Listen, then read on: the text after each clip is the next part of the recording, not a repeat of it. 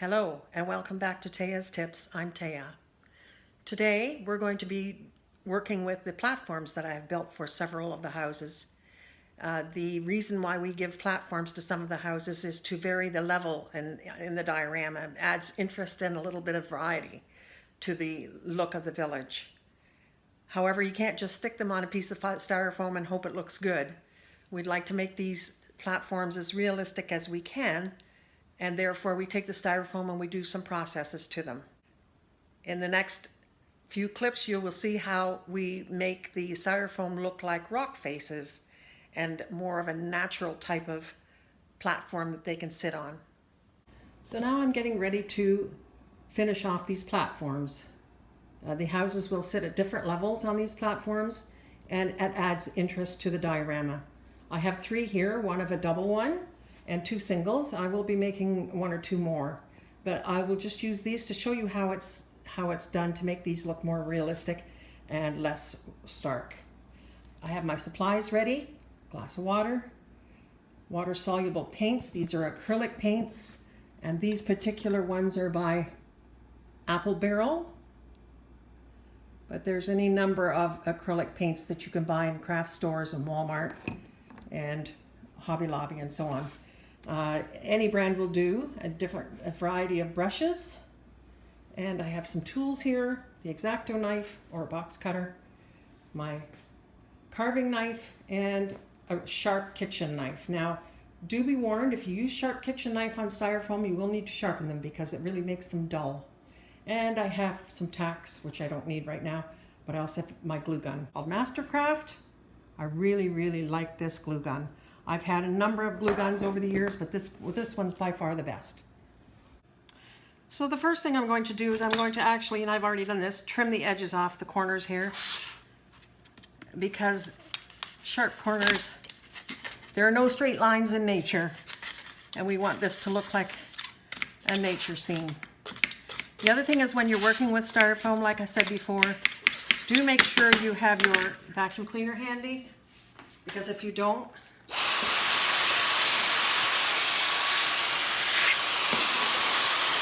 the debris will simply get out of control. Okay, and so now I want to make these edges really rough, because stone is not smooth. So I'm going to take my box cutter and just score it on the surface here of the styrofoam. As you can see, it's already starting to look a little bit more like a stone face.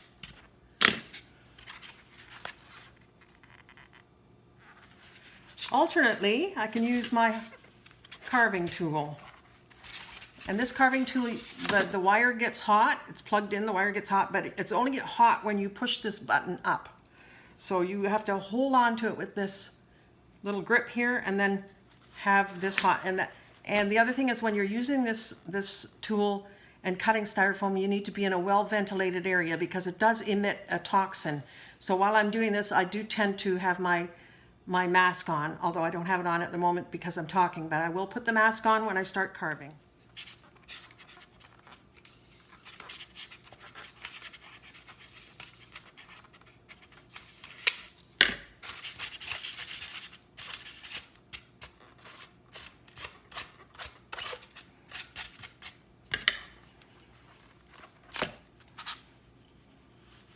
I will do it diagonally in 2 ways, because one way is just a little bit boring, so I'll do it crosswise 2 ways.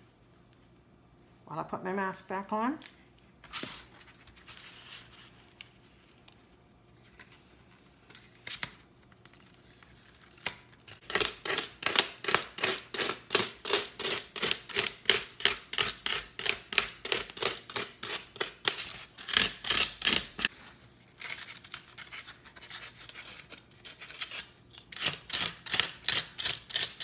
That looks not too bad. It's a little bit ridged and odd. This side is still very structured.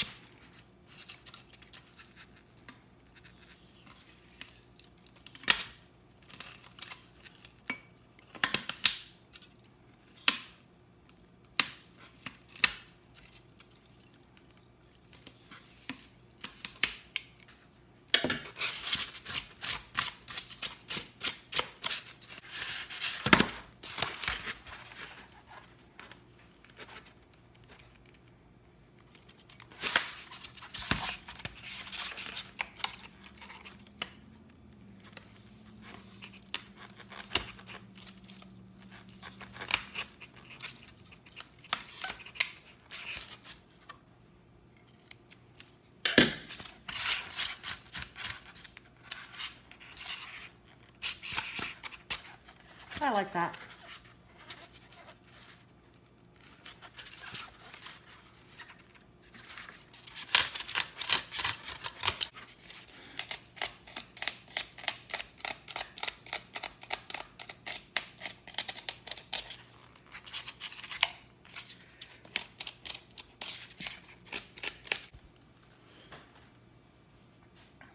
Now we're going to get the paints ready and give it an undercoating of black. Now you can use pure black, or you can dilute it with a little bit of water if you like. Give it more of a wash. I like to start out with the pure black. And we'll start with one of the smaller ones. And you just dab it on. Make sure that all the white is covered. And that's actually where you want the black, is inside the crevices.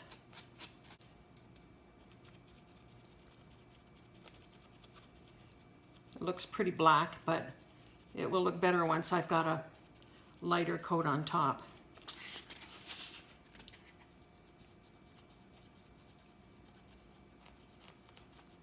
And we'll get it right into the crevices there.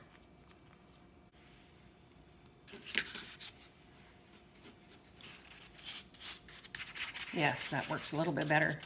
Gets the black right into the crevices. And that's where you want them. Because in the end, this won't look black, it'll look gray, but the black in the crevices will stay black. So.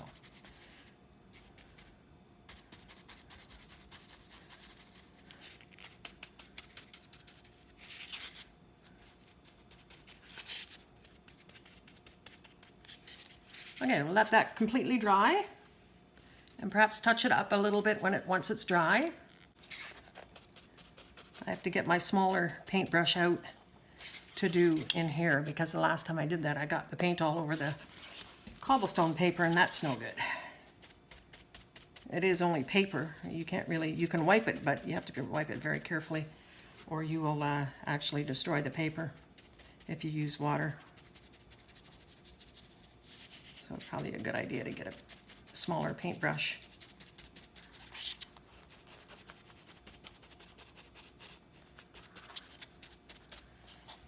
Now for the big one. Big ones are always a lot more fun.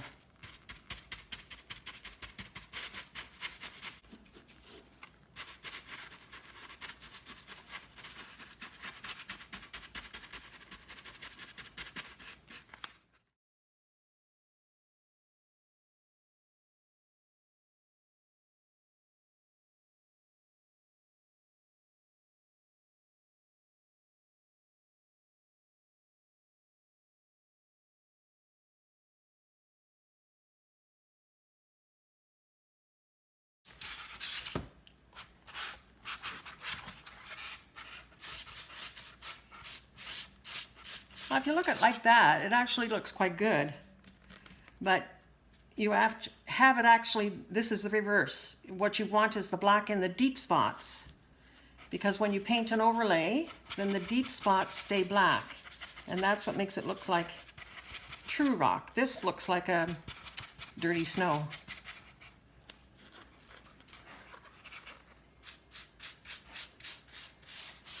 Okay, as you can see, I went ahead and I did the gray overlay on the large platform. I'm going to finish the actual sides and the front of the platform to make it look like rock. It looks like rock now more than it did. However, I'm still not that satisfied with it. So I've gone ahead and I've put mixed some paints. The gray is unavailable to buy as an option, so I'm just going to mix the black and the white together. But I'm going to dip my sponge brush into water, so it's going to be more of a wash than an actual paint. A little bit, there we go. A little bit lighter this time. So I'm going to go ahead and do this. This first layer has already dried, so I'm going to do another layer. It's important that you let it dry between. I'm going to actually just sponge it across this time, like so. Let it dry between, because otherwise the colors will start running into one another. And if you let it dry, you're just painting on top of paint, so it works well. Yes, I like that better. I'm not going to put any snow, traces of snow on here unless I find it's too one-dimensional. Then I may add some traces of snow. But I'll do that. I'll check that after I let it dry. There. I find that that looks quite realistic. Okay, I'll do the insides there with a smaller paintbrush. And I'll just go ahead and dab that on there on the inside.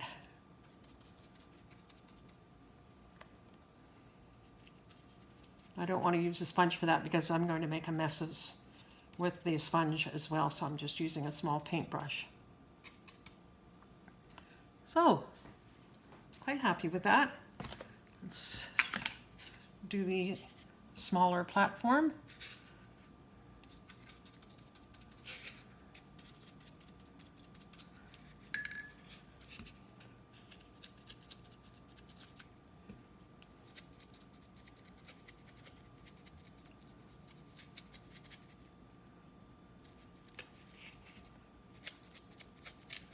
And that's quite a realistic rock look, I think. Oh, this one's a little bit too smooth, but that's okay. It won't be that visible. It's important how the front looks more than the back or the sides. There, I'm quite happy with that. We'll let that dry.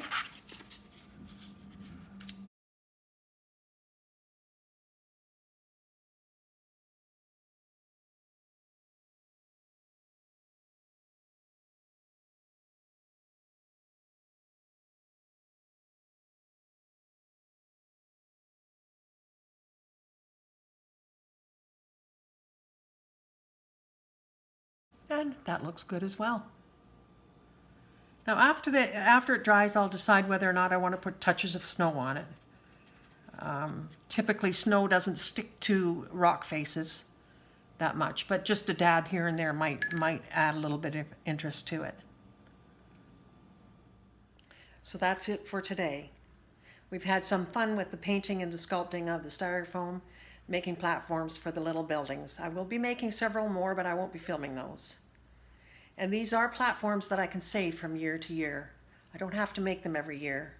So once you've got them made and you're happy with them, then there's no problem in keeping them for the next year's diorama. The next step, step 7, we hope to set up the little lanterns all over the 3 shelves.